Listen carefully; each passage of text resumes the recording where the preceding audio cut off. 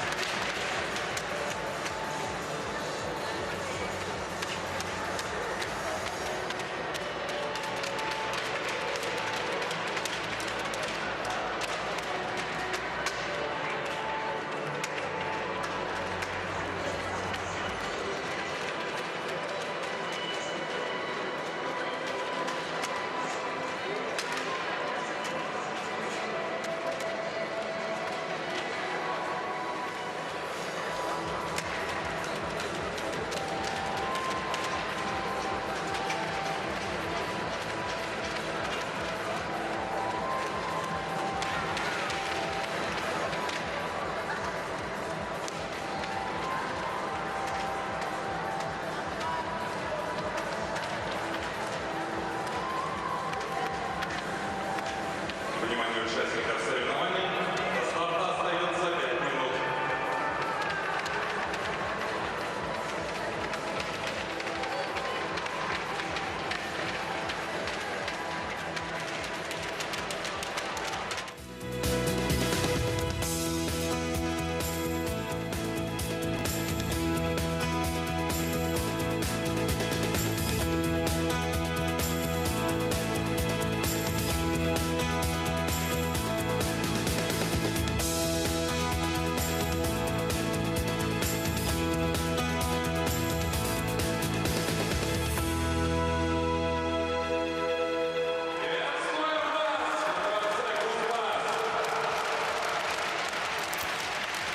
Доброе утро, страна, доброе утро, уважаемые телезрители. Третий день конькобежного турнира на играх «Дети Азии». 8 комплектов наград уже разыграны. Ну и пока, на мой взгляд, главная героиня этого турнира Альбина Ильясова. 2 золота, 2 серебра на 4 индивидуальных дистанциях. Ну а сегодняшний день будет посвящен не совсем, ну, достаточно новым, скажем так, дисциплинам. И что, начинаем с командного спринта. Начинаем с командного спринта. Это дисциплина, которая еще не заслужила олимпийскую прописку, но сейчас, в общем, я так понимаю, намерение ИСУ все-таки, по крайней мере, уже сделать этот вид постоянным участником программы чемпионатов мира. Накануне вечером, буквально 9,5 часов назад, были разыграны медали на чемпионате мира в этой дисциплине на Тиалфе. Ну и вот сейчас настает время юных спортсменов посостязаться в этой дисциплине. Ну и чтобы разобраться во всех перипетиях, мы, как всегда, пригласили в нашу студию нашего суперэксперта, заслуженного мастера спорта, некогда обладателя Кубка мира по конькобежному спорту Евгения Лоленкова. Женя, доброе утро. Доброе утро всем, кто любит коньки. Рада вас приветствовать на заключительном дне соревнований «Дети Азии». Безусловно, очень значимые соревнования и очень интересные. Вы сами сейчас можете наблюдать, сколько зрителей на трибунах. И это очень, очень радостно. И очень радостно, что не только детей Матч ТВ транслирует, но и взрослых профессиональных спортсменов. И в очередной раз теплые слова благодарности хочу сказать руководству холдинга. Да, ну и сегодня продолжаем. Сегодня у нас командный спринт. Ну и Очень интересная давай дисциплина. вкратце, как будет проходить эта дисциплина. Если вдруг вы не видели, действительно не так часто она мелькает на экранах. И в этом сезоне вот 3 этапа Кубка мира всего лишь проходили по этой дисциплине. Ну и вот чемпионат мира. 3 человека в каждой команде стартуют, но в отличие от командной гонки преследования, вида, который уже включен в олимпийскую программу и уже достаточно давно, с Олимпийских игр в Турине 2006 года, здесь только один человек доберется до финиша.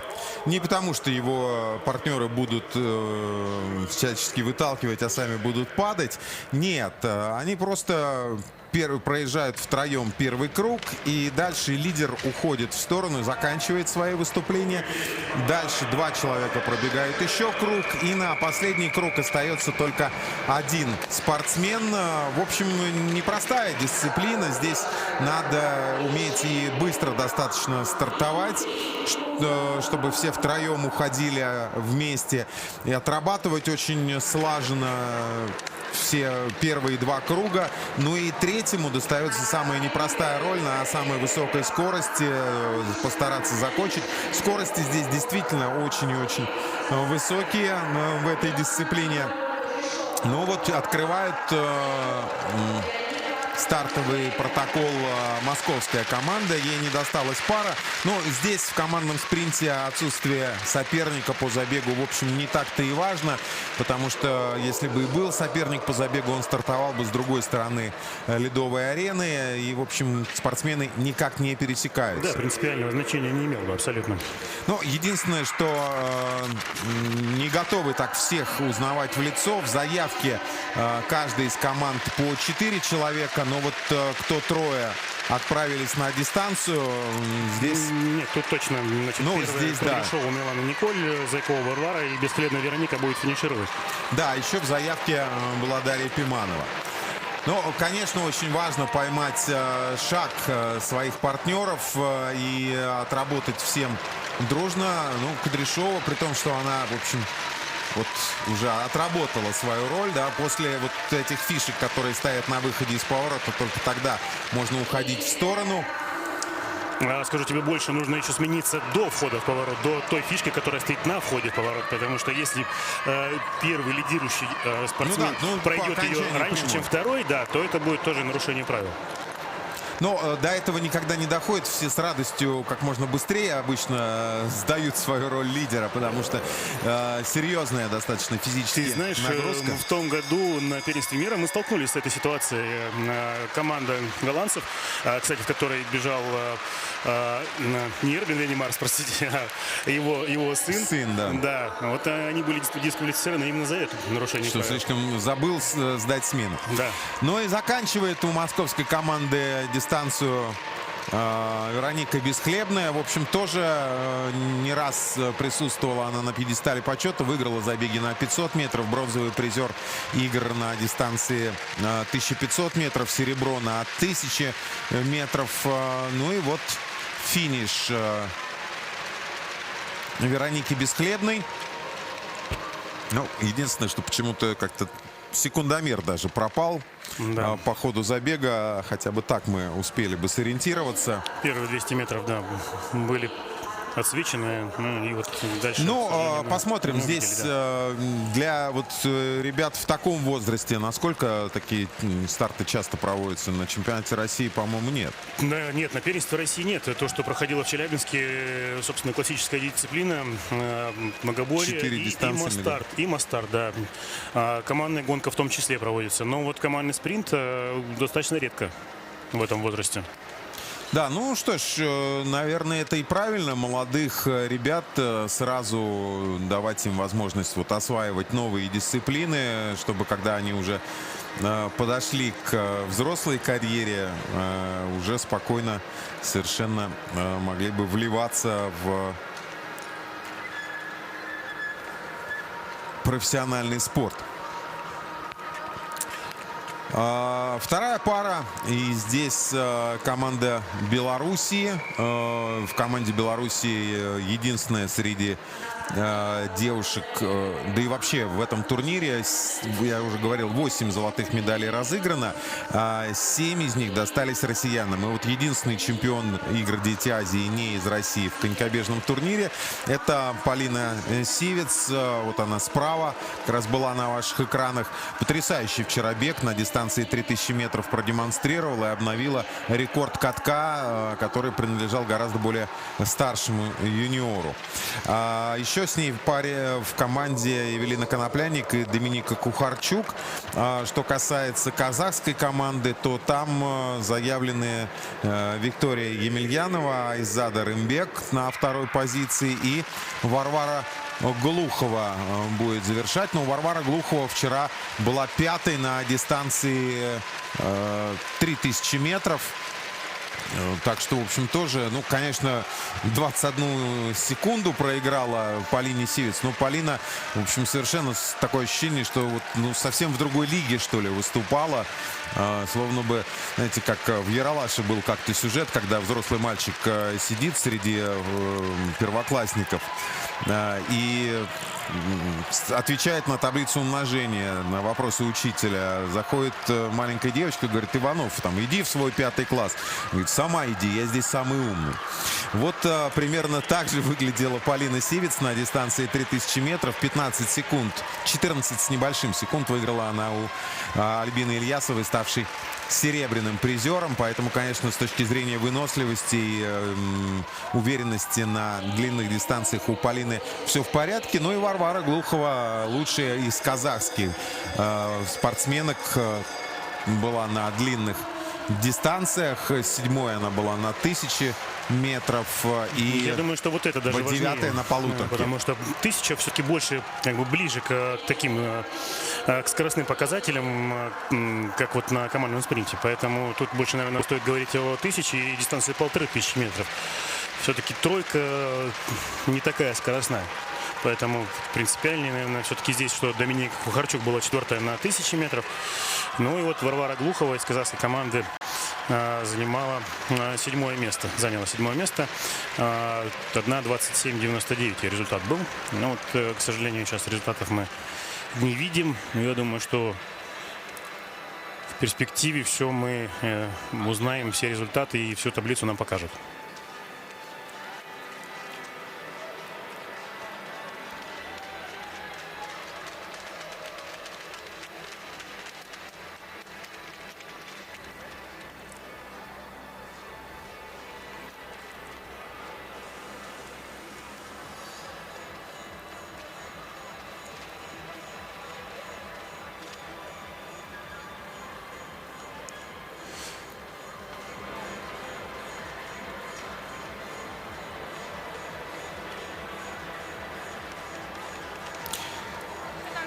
В общей сложности в протоколе у нас 4 пары.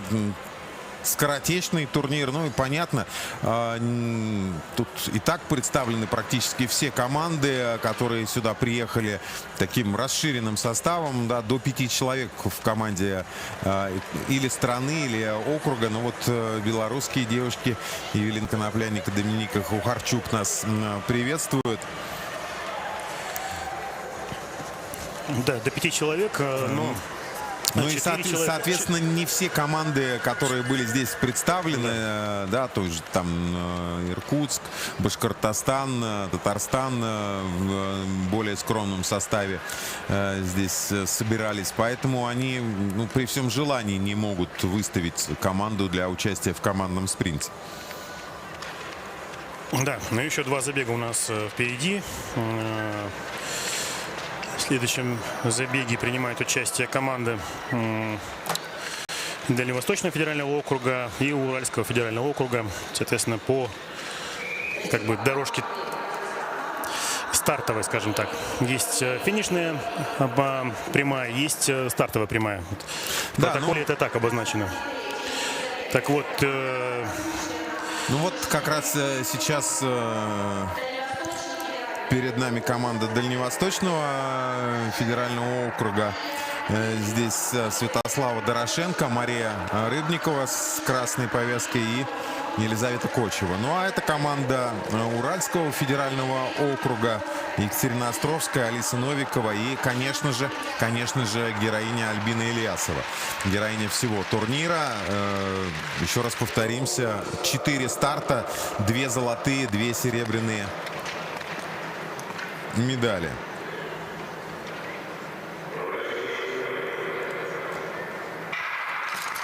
Ты знаешь, самое интересное, что, вот, по-моему, в составе я не вижу Альбину Ильясова, потому что Альбина Ильясова... Букина. Да, это похоже Ева Букина, и даже не похоже, точно Ева Букина, потому что Альбина Ильясова представляет город Екатеринбург, а сейчас мы видим полностью состав из города Челябинска, да. Ну, может быть, в этом есть определенный смысл с точки зрения того, что более скатано. Да. Более скатано, то есть на тренировках девочки могли уже это вместе отрабатывать, но Альбину Ильясову, значит, мы увидим в масс-старте. Мария Рыбникова немножечко оторвалась от Елизаветы Кочевой в команде Дальневосточного федерального округа. То есть вот как раз командной работы здесь не получается. Смысл-то ведь в том, чтобы как раз вот третий человек, уходящий на последний круг, первые 2 круга, просидел в аэродинамическом мешке, сохраняя высокую скорость, не потратил слишком много сил на это. Да, ну ты знаешь, зачастую бывает таким образом, что ребята начинают ждать и оттормаживаться, да, и получается, третий человек, натыкается, как бы, да, и теряет скорость из-за этого. Ну вот, да, это тоже неправильно, это тоже плохо, но... Потеря скорости лучше уж так. Вот, честно говоря, из моей практики лучше уж так, нежели чем... на таком уровне, да? Да. Здесь в любом случае девушки молодцы, стараются, показывают максимальные свои возможности на то, что они сегодня способны. Вот, и это хорошо. Ну что, команда Уральского округа выигрывает с большим преимуществом. Там порядка 10 секунд, вот, если я правильно успел увидеть, выиграли они.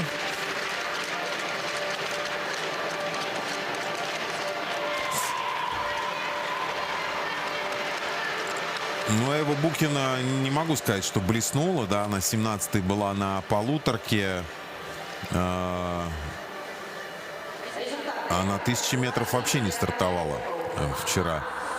12 место на 3 километрах. Вот девушка, которая завершала усилия команды Уральского федерального округа. Ну вот, диктор на стадионе, да, объявил, что 1:40:67 команда Уральского федерального округа. И пока на данный момент это лучшее время. Да, ну и, в общем, это точно значит медаль, потому как осталась одна пара. Всего 2 команды могут попробовать превзойти результат девушек из Челябинска. Одна из этих команд — это как раз кемеровская команда. Ну и, конечно, тут поддержка зрителей. Ну, конечно, девочки из Кемерово только недавно получили возможность тренироваться и соревноваться в таком замечательном дворце, как Ледовый дворец Кузбасс, где проходят эти соревнования. Потрясающее сооружение. Не устаем это повторять и очень рады за то, что открываются новые ледовые арены, ледовые дворцы. В России такой же дворец не так давно был открыт и в Иркутске. Ну и соперницы кемеровчанок по забегу — это команда Сибирского федерального округа. Ну, пока Кемерово — это Валерия Лосева, Алиса Ащиулова слева, вот с длинными волосами, и Виктория Федорова и Екатерина Курябина были заявлены в команду. Ну вот, не готов всех узнать в лицо. Что касается команды Сибирского федерального округа, то Лея Коковина, Софья Сидоренко, Анна Потапова и Елизавета Диких в заявке. Да, но насколько я вижу, Елизаветы не узнаю здесь в составе, поэтому, видимо, Да, все-таки... наверное, она осталась на скамейке запасных, хотя, в общем, была четвертой вчера на 3 километрах и на полуторке 8-е место показала с личным рекордом. Да, ну а что касаемо составов, в команде Кузбасс Лосева была 25-й на 1000. Я опять же, Да. я тебя склоняю к 1000 все-таки. 25-й на 1000. Щеулова 22-я на 1000. И Федорова 16-я. Виктория Федорова 16 на 1000 с результатом 1:30:17. Да, но это действительно нагрузка близкая к тому, как пробегается 1000 метров. Да, дистанция чуть длиннее, потому что 3 круга это 1200 метров, но тот, кто пробегает все 1200 метров, третий участник, да, он первые 2 круга работает на высокой скорости, но работает вот за партнерами, то есть чуть-чуть ему проще. Чуть-чуть легче держать эту скорость. Ну, а вот в команде Сибирского федерального округа Потапова сейчас финиширует заключительный круг, а Потапова как раз была вчера 3-я на 1000. То есть... И 4-й на полуторке. Да. То есть очень сильный финишер. Ну, посмотрим, что сможет противопоставить Сибирский федеральный округ Уральскому. Да, Уральскому. Кемерово, наверное, все-таки не уверен я, что смогут они вмешаться в борьбу. Да, сибирячки выигрывают. Ну и вот весь вопрос в результате. Да, единственная, в общем, претензия команда Москвы. Команда Москвы, что получает медаль. Ну, единственный вопрос, скажем так, к этим соревнованиям, вернее, 40-80. Ну, тоже, кстати, очень достойный результат, 43-86. Да, ну, получается, Уральский федеральный округ побеждает серебро у сибирячек Сибирского федерального округа. Ну и, видимо, подозреваем, что у москвичек бронза. Вот как раз команда Уральского федерального округа.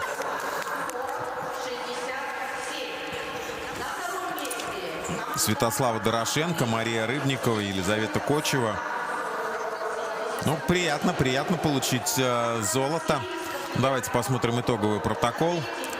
Даже москвички вторые. У них на 0,02 лучший результат, нежели у сибирячек. Да, Урал, Москва и Сибирь. Вот такая тройка призеров. Ну, на этот раз Полина Сивец не вытащила свою команду до медали на этот раз. Но результаты большей частью, плотные. Только вот немножечко Дальний Восток подотстал. Ну, растите и в следующих играх победите.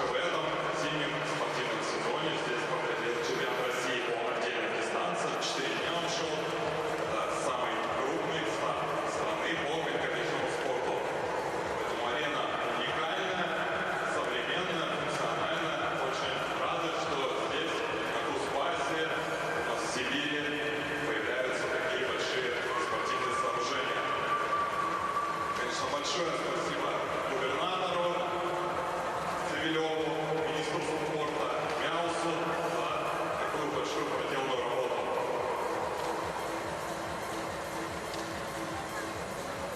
Также большое спасибо президенту Федерации конькобежного спорта Кемеровской области Наталье Григорьевне Шиле.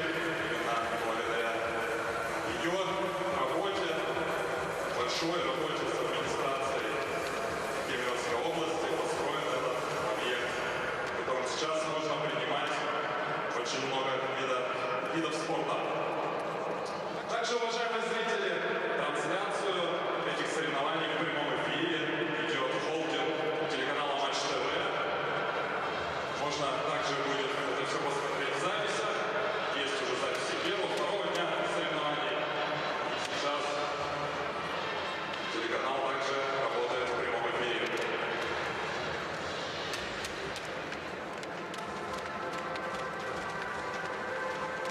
Уже завтра здесь, в самом большом спортивном объекте Кузбасса, состоится церемония закрытия наших игр.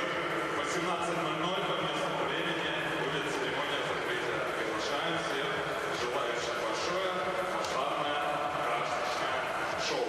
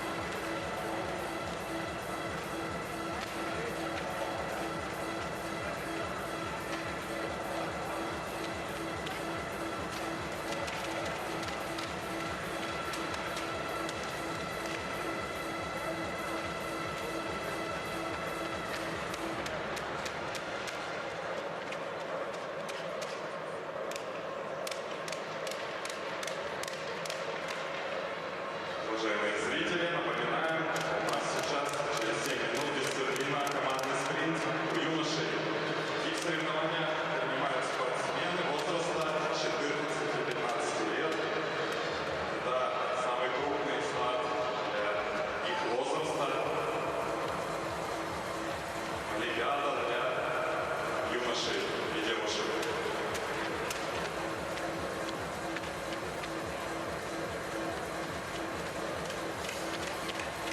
Спортсмены на данной дисциплине бегут в защитной экипировке, обязательно шлем. На шее находится защита, обязательно перчатки, которые не прорезаются, также защита голени, защита хил, чтобы нельзя было травмироваться. И бегут плотно, чтобы участник по команде тебя не задел коньком, если даже и заденет, чтобы он тебя не поранил, не порезал. Все максимально безопасно.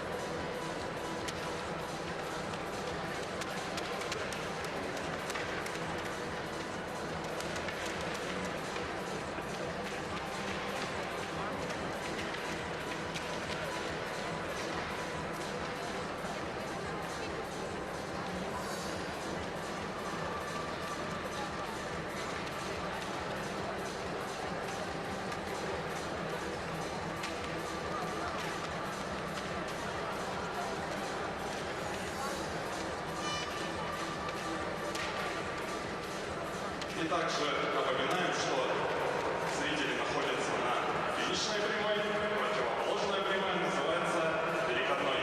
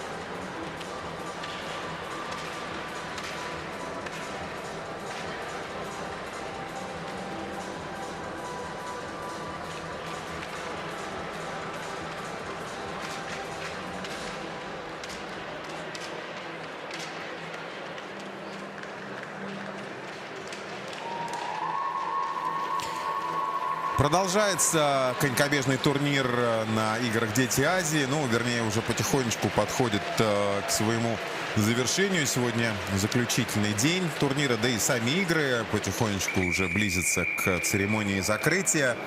Обращу ваше внимание, что сегодня и финал хоккейного турнира будет сыгран, очень интересный, очень любопытный.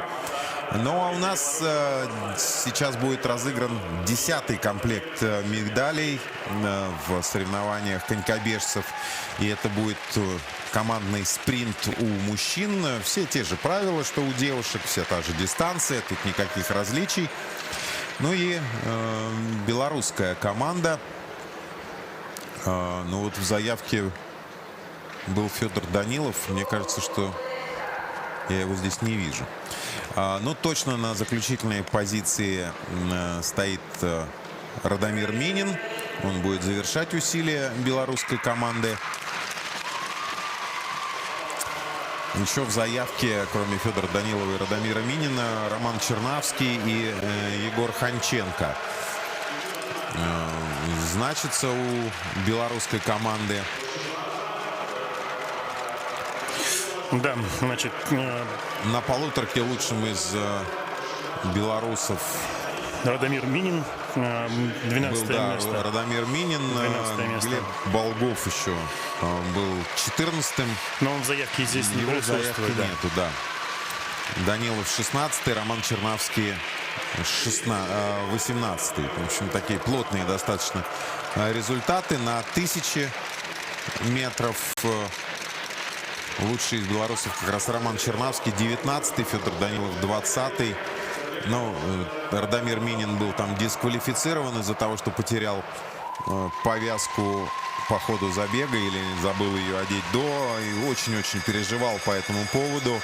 Ну и вот как раз сейчас Радомир Минин, сын тренера Сергея Минина, выходит на первую позицию. Очень техничный паренек. Ну, понятно, что юный возраст, еще подрастет, еще обрастет должной для конькобежного спорта мускулатурой, мышечным корсетом. Но техничный, парень очень техничный. И это очень важно, что вот поставлена с детства техника. Это почти гарантия будущих успехов.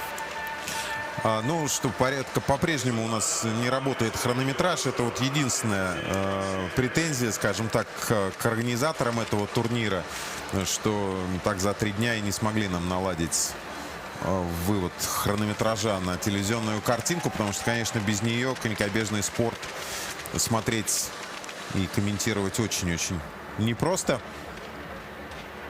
Но как-то, в общем, стараемся справляться. Надеюсь, что к следующим играм все-таки научатся наши коллеги, отвечающие за вывод хронометража на телевизионную картинку, работать должным образом. Ну, ты знаешь, уже как бы были оговорки, почему мы, собственно, не смогли транслировать и чемпионат России, потому что, ну, вот есть сложности с хронометражом, да, не все отлажено, да, ввиду там некоторые станции, не все программное обеспечение сейчас можно прописать, потому что, как вы все знаете, есть лицензии, да, на которые там нужно... Судя по тому, что картинка все-таки периодически это была, значит, все оборудование и есть. Ну, да, Да, а дальше дело как-то сгладить. в руках. Уже не надо, уже к третьему дню не надо. Все, понял. Да. Ну, ты знаешь, вот в следующем забеге, да, я считаю, что... Претенденты? Да, очень сильный забег. Причем как бы и первая, и вторая команда. Первая команда представляет Сибирский федеральный округ, стартует как бы по финишной прямой. То есть, ну так, условно мы разделяем, да, стартовая и финишная прямая. А вторая команда, представители города Москвы, да. Да, в Сибирском федеральном округе побегут Даниил Борисов, Кирилл Батюшкин и Юрий Фогель. И, в общем, такой хороший комплект медалей у ребят. Ну, прежде всего, у Батюшкина, Фогеля, да и Даниил Борисов был серебряным призером на 500-ке. Да, и бронзовым призером на 1000 метров. Юрий Фогель выиграл 3000 метров, был четвертым на 1000 и бронзовым призером на полуторке, четвертым на 500-ке. И Кирилл Батюшкин побеждал на дистанции 500 метров, серебро на полуторке и победа на 1000 метров. То есть, в общем, ну, практически чемпионский состав у сибиряков. Что касается, ну, еще заявлен Никита Тарасов, но, по-моему, его нет, да, на дорожке. Что касается московской команды, там заявки Матвей Савенков, Александр Задворнов, Матвей Бажанов и Алексей Крылов. Ну, конечно, главная звездочка этой команды Матвей Бажанов. Да, Савенков, по-моему, на 1000 метров не принимал участие, а вот на дистанции 1500 был 20-й, а вот Задворнов на 1010 и на полуторке 9-й. Ну, естественно, Матвей Бажанов, все его хорошо чемпион уже... полуторки и да, серебряный призер на 1000 метров. Да. Ну, Матвея Бажанова мы уже с легкостью узнаем. Очень сильный забег. Я считаю, что это основные претенденты здесь, соответственно, на медали, на золотые медали в первую очередь. Интересно посмотреть, как с этим ребята справятся. Борисов очень хорошо отработал свою смену. Да, ну и вот сейчас Кирилл Батюшкин, а за ним Юрий Фогель. Да, очень интересная команда. Батюшкин, как уже сказал, Игорь был первый на 1000 и второй на полуторке. Это вот, конечно, интересный такой состав. И сейчас вот Юрий Фогель, который выиграл дистанцию 3000 метров, будет финишировать. Ну и Матвей Бажанов на финишном круге, который выиграл дистанцию в первую очередь 1500 метров. Это, конечно, дает... Ну и на 500-ке, некоторые... на 1000 он был в призах. Поэтому, в общем, со спринтерской подготовкой все в порядке. Я так понимаю, ну что... и выносливость, понимаешь, да, почему я подводил сейчас, что дистанцию 1500 метров он все-таки выиграл, да, и там все-таки 3 круга. Ну вот и что проигрывает. Сибиряки очень с хорошим временем заканчивают, что-то порядка 1:31. И москвичи здесь уступают, ну так, предварительно где-то в районе 1:33-34 секунд. Ну, состав посильнее, тут явно... У сибиряков, да. Ну, мы уже перечисляли все регалии на этом турнире. То есть именно что здесь и сейчас эти ребята очень здорово себя проявили. Ну и приятно, да. Еще Ломоносов говорил, что сила России Сибирью прирастать будет. Вот. Надеемся, что и российская сборная по конькобежному спорту будет прирастать, в том числе и Сибирью. Ну вот вы видите, финишируют сибиряки, и вот только Матвей Бажанов. Хорошие кадры, да, вот таких бы побольше трансляций, для того, чтобы понимать, где все-таки, в каких позициях находятся команды. Ну, это следующая пара на старте. Это у нас третий забег. Команда Казахстана и Кемерово. команда Кемерово. Вот, а это Радомир Минин. Ну, я думаю, я советую любителям конькобежного спорта так это лицо запомнить. А он, конечно, немножко, когда подрастет, чуть-чуть изменится внешне, но я думаю, что общие черты сохранятся. Будет за кого нам поболеть через несколько лет в белорусской сборной.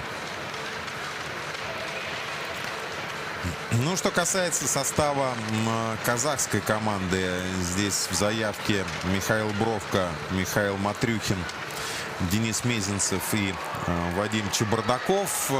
На дистанции 1000 метров лучшим из казахских спортсменов был Михаил Матрюхин. Матрюхин занял 9-е место, Бровко 13-е, 12-е Мезенцев и Вадим Чебардаков 18-е. Такие плотные результаты на полуторке. Мезенцев, в свою очередь, опередил партнеров.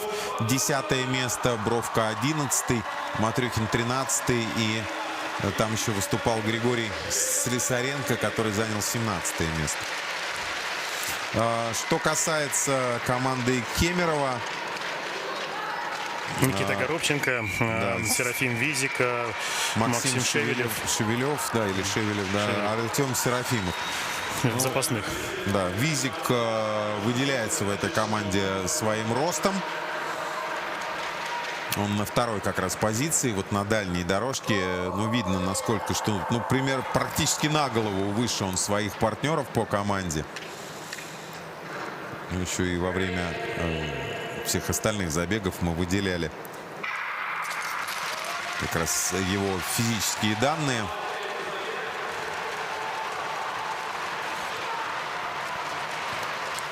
Никита Горобченко на первой позиции.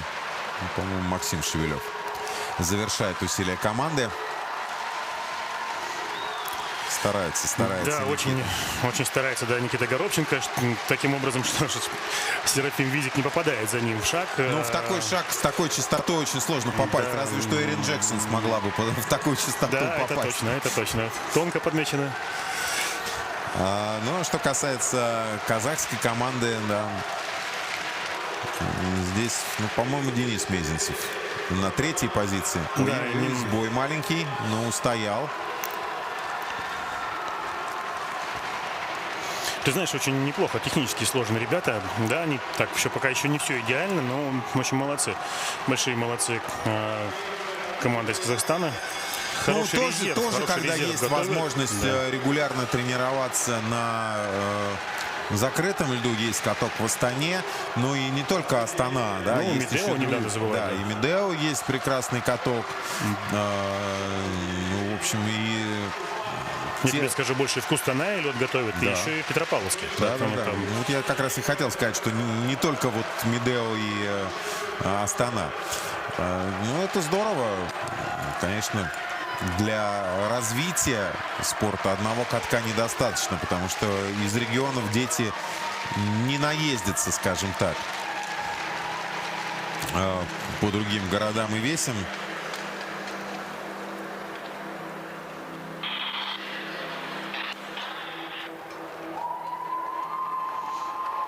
Тяжело дался забег Денису Мезенцеву, видно, да. Это нормально, значит, выложился полностью. Ну, мы видели несколько сбоев прямо по ходу дистанции. Ну, в общем, в целом молодцы, что сохранили состав до финиша и без падений. И мы увидим сейчас результаты в таблице финишные. Да, ну еще четвертая пара. Да, остался еще один забег. Еще один забег. По финишной прямой стартует команда Уральского федерального округа, и по стартовой прямой стартует команда Дальневосточного федерального округа. Да, в команде Уральского округа заявлены Равшанбек Нишанбаев, Александр Антонов, Александр Лопаев и Алексей Плешков. Ну, Александр Антонов четвертым был позавчера на полуторке, Лопаев шестой. В общем, такая хорошая основа, что называется. Пятым Антонов был на дистанции 1000 метров, да. Лопаев седьмой. А Нишанбаев был восьмой на дистанции 1000 метров и на дистанции 1500 метров. Вот, хороший состав. Ну и вот в команде Уральского федерального округа Антонюк, Шаймуратов и Лев Матвеев. Росичук Никита пока обозначен в запасных. Знаешь, вот, Да, ну ты знаешь, у меня вот свежая информация из Кемерово приходит, что сборную Москвы дисквалифицировали. Не знаю пока причин, что там произошло, но вот наш продюсер Гайка Рактелян мне сообщает, находящийся непосредственно на стадионе. Ну, попробуем узнать, что же там произошло. Да, ну, конечно, команда Дальневосточного федерального округа, честь ей и хвала, что они приехали и соревнуются, но все-таки результаты чуть поскромнее. Ну, других регионов, которые так полным составом, да. Ой, что? Фальстарт? Фальстарт, да. Да. Но и понятно, почему у ребят поскромнее результаты. Опять же, мы говорим, что где тренироваться. Да, в Биробиджане есть лед, но это открытый каток. И мы видели, как здесь на соревнованиях ребята, имея личные рекорды из Биробиджана, здесь, оказавшись на этом классном льду укрытого катка, улучшали порой там секунд на 40, на 50 на дистанции 3000 метров свои личные рекорды. И это, конечно, ну, свидетельство того, что крытый каток, конечно, дает гораздо больше возможностей в соревновательном режиме, но и гораздо больше дает возможностей в тренировочном режиме, да, когда есть возможность изо дня в день в абсолютно одинаковых условиях, стабильных условиях, да, стабильных условиях, которые не меняются. Ну, как вы знаете, оттачивать технику. Да, как вы знаете, что, ну, вот, допустим, в Москве вот сегодня, к примеру, снег и там +1, не знаю, в Челябинске в этом году мы Да были... даже в Москве неделю назад было -10, а Да. сегодня +1. Нет, ну, я хотел просто рассказать такую, знаешь, Географию. хронологию, да, как мы вот передвигались по сезону. В декабре месяце, к примеру, когда мы приехали в Челябинск, было -26. Да, то есть +1, потом -26, а в Иркутске вообще было до -39 в этом году. Да, да. Это в конце января, представляете? То есть, в такую погоду не потренируешься. Да, да. То есть, вот это все... Хотя я вот, ну, из середины 90-х... Ой, падение. По-моему, это Максим Шаймуратов. Буквально на стартовой прямой. Все, уже можно не продолжать, на самом деле, бег, потому что второй член команды... Ну, что... По идее, это нарушение правил просто для зрителей. Если первый человек пробегает свой круг, да, и второй человек не выходит на свой же второй круг, который должен провести, а выходит третий. То есть тут нет, скажем такой возможности, что да, что третий человек отработает за себя и за того Нет, парня. именно должен второй человек провести свой второй круг. Вот, поэтому это является нарушением правил, и, собственно, падение предполагает дисквалификацию.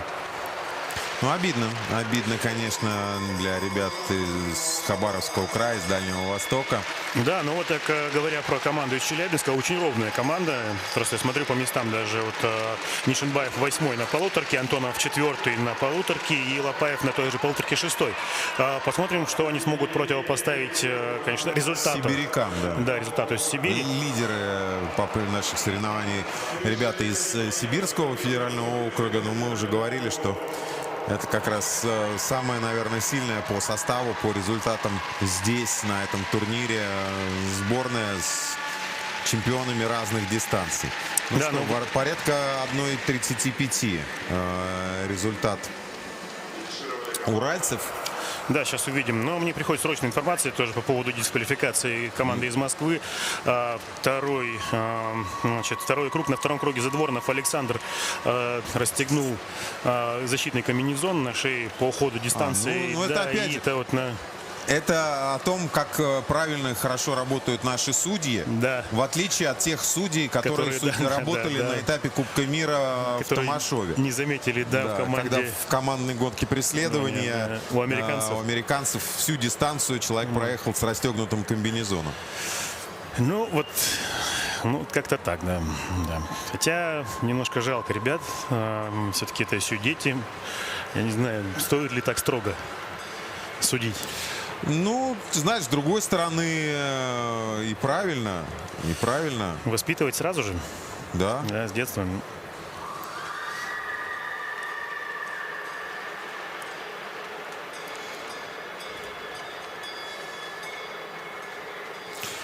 Чтобы с детства приучать к соблюдению правил. Правила на то и придуманы, чтобы их соблюдали, чтобы они выполнялись. Иначе зачем они нужны? Мне, кстати, интересно, чем вот дискуссия, затеянная голландцами по поводу сертификации шлемов, закончится. Голландцы тут очень-очень так жестко и серьезно, ну, я бы сказал, так жаргонным языком выражаясь, наехали на Международный союз конькобежцев. Ну, ты знаешь, я считаю, что тут лишь бы найти повод, как говорится. И так, честно говоря, усложнили, уже значительно усложнили правила с этой защитной экипировкой и на командном спринте, и на масс-старте. Нет, но я могу понять, почему это происходит, потому что голландцы с одной из фирм-производителей конькобежного оборудования очень большие деньги вложили в разработку самого легкого и самого быстрого с точки зрения аэродинамики шлема. И, конечно, им неприятно, что сейчас другие сборные, скажем так, не будут у них эти шлемы покупать. Ну, понятно, тут и коммерческая составляющая точно присутствует. Это да. Ну, а это сибиряки, чемпионы. Здорово, молодцы, отлично отработали и реализовали. Да, конечно, по именам самая сильная была команда, и по титулам. Вот Юрий Фогель справа, в середине Кирилл Батюшкин, да, и Даниил Борисов слева. Тоже, в общем, прекрасные ребята. Ждем их через пару-тройку лет уже претендующими на включение в сборную России. Еще раз, забег в исполнении сибирской команды.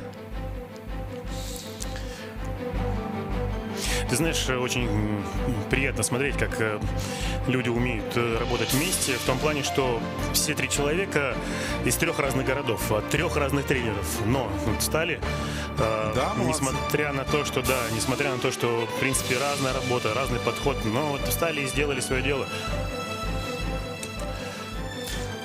Ну, на таком уровне, может быть, как раз, да, если мы говорим, что в профессиональном уже спорте 3 хороших спортсмена — это не факт успеха в командных соревнованиях. Да, ты знаешь, еще досадные новости приходят. Уральская команда забыла одеть транспондеры. И тоже получает дисквалификацию. Да, но вот это вот совсем обидно. Но самое главное, что сибиряки, что чемпион определился не благодаря дисквалификациям, что сибиряки в данном случае пробежали по максимуму и сразу, в общем, показали лучшее время, поэтому тут нет вопросов. Ну что, девушки все-таки пособраннее, скажем так. По дисциплинированию, чем ребята, они еще немножечко безалаберные. И вот окончательный, да, протокол, всего лишь 4 команды в нем осталось. Дальний Восток из-за падения, Уральский федеральный округ из-за забытых транспондеров, да, и москвичи из-за нарушения экипировки дисквалифицированы.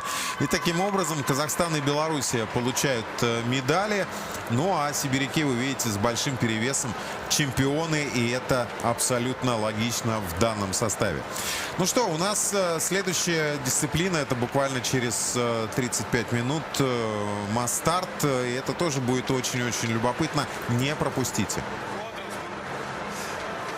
Молчим, короче, сейчас цветы не наводим.